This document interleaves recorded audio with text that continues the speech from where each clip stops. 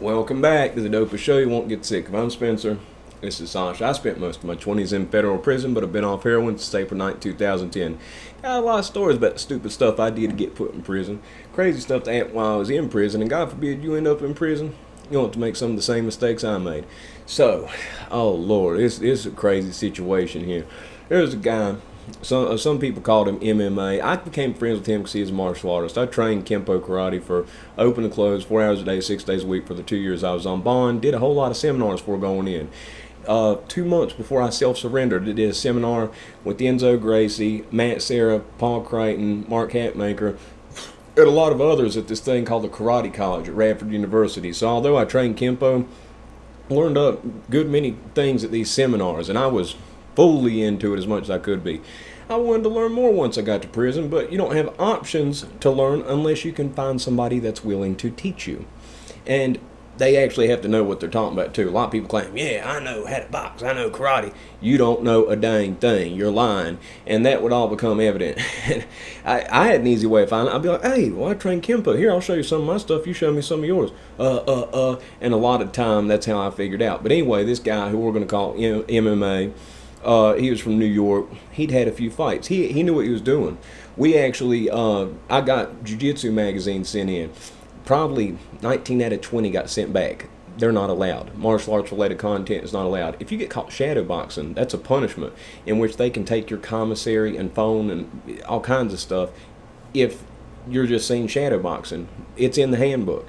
So you got to do this in secret. There are 0 cameras anywhere at the low security, and it's not an open pod. Richmond Hall, which is where I went back, I did 6 months at the low security, got in trouble, spent about 3 months in the hole. Then I did 2 years at the medium, did the RDAP drug program, got my year off for it, and then I went back to the low security to finish out. So I can't get in trouble. If I get in trouble, they take that year off I got for the RDAP drug program, and I'm going to have to do it. So I had to be really careful about how you do this because, I mean, you get caught in the fight, they're going to take that year back. So there are all kinds of different stairwells, passageways, everything. This building's huge. I mean, it holds about 350 people, and it's not an open. You can't see from floor 1 to floor 2. There were 2 COs that had to patrol it. 350 people in this building. 2 COs in one building. One on the first floor, then one on the top floor. Even had a basement. They had this one on one side of it. They had this thing they called the dungeon.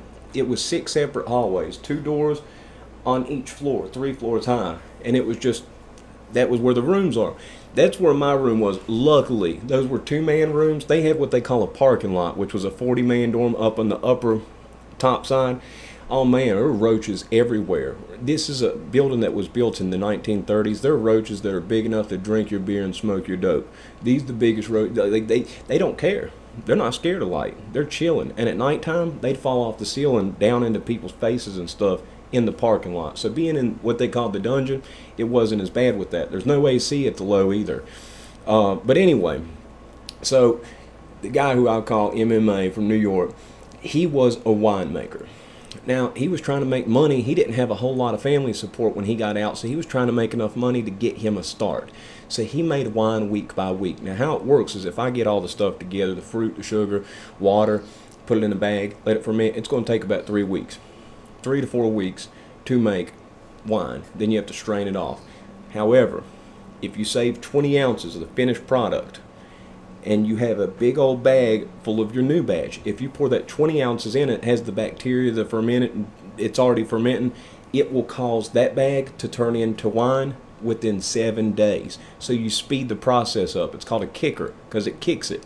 So week by week, he would do that. He'd strain it off. He'd save him 20 ounces, start him another one. He counted on that to make his money. So we got this new CEO. We call her Pikachu. That was her nickname. Pretty big woman. And completely changed the longer time that she got in there, like how she talked and everything else. But she'd smile and be nice, but she'd overdid her job to the max. Really overdid her job. She said the one day it really stuck with me and made me mad was we're getting ready to go eat, and she says, y'all had fun at lunch while I go search your cells, and I'm thinking, you're playing with our lives. You're taking our phone calls, visits, and commissary when you're writing us up for these menial things, and you're sitting there laughing about it. I mean, it's sick when you really think about that. They think of it as, oh, well, we have to keep them in line. There are punishments, consequences, and all. what is that going to do? They punish you by taking your communication with your family or by starving you. Figure out how that works. That's stupid. I mean, come on now. So she would search that building endlessly. And I think they got a bonus if they found like wine or phones. There was a rumor about that. I don't know. But MMA, he would hide his wine in different places. Like I said, this is a huge building, all kinds of hallways. If you were in the top one area and you screamed as loud as you could, the CO couldn't hear you. There are about 5 hallways and 5 doors between you and that CO. You could say, ah, they could not hear you. Impossible. And there's 0 cameras anywhere. See, it's an old military prison from back in built in like the 1930s, I believe. There are places up in the ceiling where you can hide stuff and everything. So he had it hidden up in the ceiling. Well, she went through searching, and he had his stuff. You know, he'd normally leave it some type of trap or something like that. This particular time he didn't. She found it. Oh, he was mad. So he said, okay, I got this. And he had to switch up a spot. He had to find a new hiding spot. She just kept looking and looking the whole time she was there. So he gets a new batch. And see, in order for him to do a new batch, he doesn't have a kicker. He has to go to another wine man. He probably pay them a few bucks to get enough to do a kicker to start off his next batch. It's messing with his money for when he gets home. And most of the time people drink. I mean, sometimes people get in fights, a good many fights happen that, but the overwhelming majority of people drink, just sit there and play cards or watch TV or do something. But anyway, he doesn't have anybody and he gets out. I don't look down. I get it's a rule, but whatever. Second time he does it, it's again the ceiling again. And this was some funny stuff. Okay, it was like it turned into a battle, like him versus her. And he'd get by a couple weeks, before this happened. I heard this happen. Oh, you heard her. Scream, cussing. She was cussing up and down. He rigged it. His bag. Now, he would do this also so other inmates, if they tried to steal it, it would get them. Okay? He was known to do this. He'd gotten an inmate with this before, and there would have been like a story about it. I don't know about that part. I know about this part.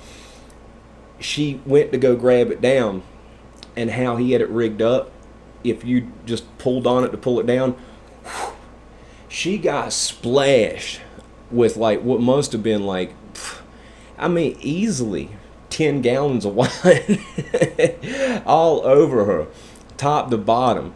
Saw her walking. Oh, I laughed in her face. Everybody else did too. Some of the older creepy guys, like I said, longer people been in prison, the less their standards get. There's some guys that hit on anything too, no matter how big or how bad they stink. And they're like, oh, do you need help? Get away from me.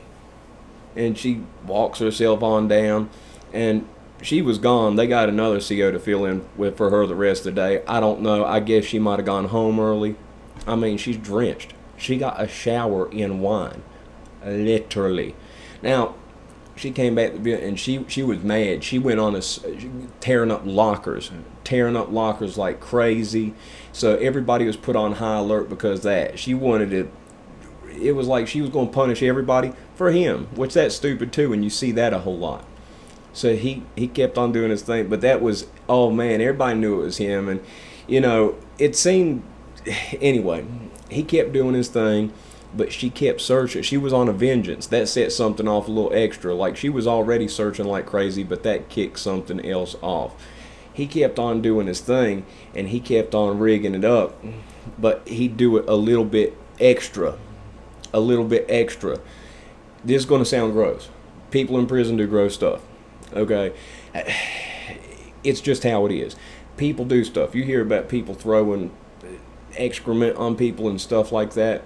Well, he rigged up the wine with urine in basically like cups that were around it, okay? And just going in this particular compartment that he had it hidden in, it was going to fall down. She got a golden shower. She ended up finding this, it fell on her. That, I wasn't around for that. Heard about it, you know what I mean? I was not in the building at the time when that happened. I heard all about it. That caused a whole other set of commotion. We got they made like announcements, started talking, saying that the person was going to get charged, that it was a felony assaulting an officer, this and that, raising it. He got questioned, but like nothing ever came up. He's like, I don't know what you're talking. They've been on him a few other times. He'd been in a few fights, but after that, they moved her to a different building. We didn't see her again after that.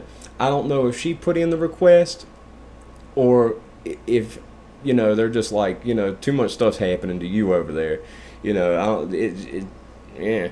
But I mean, she was above and beyond. Like, I get COs doing their job. They have a job to do. Their main job is to make sure we're not hurting each other, that nobody's getting, victimized and stuff like that for the most part. But in terms of the wine, I didn't. My first 6 months, I drank it. The rest of the time I was in there, I didn't have a drop of it. But I mean, you can think about what you may, but that was funny. That was funny because sometimes they get what's coming to them. That was one of the more mild versions of it. Well, I mean, I don't guess so, but like there were a couple times of inmates on staff that the staff, just like inmates, you get an inmate that's too tough, and they keep on trying to be too tough, and eventually, everybody's a gangster till a gangster shows up type deal. Same thing with the COs. You get super COs that go in there raising Cain, messing with everybody, causing a ruckus, and eventually they're going to get somebody who's either mentally unstable or somebody who's got nothing to lose or somebody on a bad day. The most dangerous thing about prison is you don't know who is having a bad day. You don't know whose wife just left them, who they found out their mom or dad just passed away. You don't know who in that prison is going through something and is having an effort day. On those effort days, you can see some of the best well put together people just fall apart and say, screw it, and just go off and snap off. And I saw it happen a number of times, and it couldn't happen to better people in most circumstances. There were a couple times it happened to COs that quite honestly didn't deserve it. There was one time in particular I can think of where there was actually a good CO, and I don't know why they picked him, but two of them smashed him. And that happens too. And you're like, man, if you're going to smash, couldn't you at least smash the one that sucked? But anyway, yeah, she, Pikachu got her the golden shower. Lord have mercy. Anyway, that was a quick one today. I've had a long day. I took Sasha to the vet today. She's been having allergies. So I've been out today, but I'm going to do a longer one tomorrow. Might do a couple tomorrow. Got some funny stories that I've been getting, but I wanted to get this one out here real quick so it'll be here on time for 5 o'clock. If you liked the video, if you've watched it this far, press the like button if you liked it. If not, that is 13 minutes and 6 seconds of your life in which you'll probably, well, actually, you'll never be able to get back. And I do apologize for that, but I really did hope you liked it. Y'all have a good one.